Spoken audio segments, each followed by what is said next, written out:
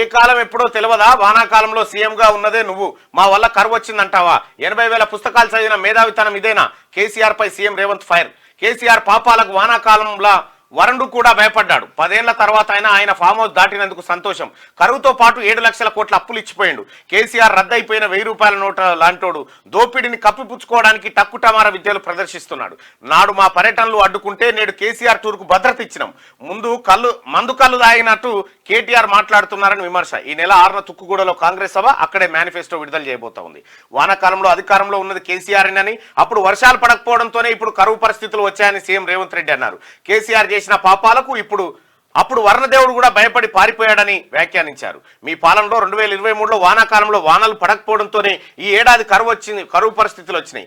మేము అధికారంలోకి వచ్చిన చలికాలంలో 80,000 పుస్తకాలు చదివిన మేధావికి ఏ కాలం ఎప్పుడు వస్తుందో తెలుస్తలేదు. 80,000 కాదు రేవంత్, 80,001 మొన్న ఆడ చదివిండు. ఒకటి యశోదల ఇంకో పుస్తకం పట్టిండు.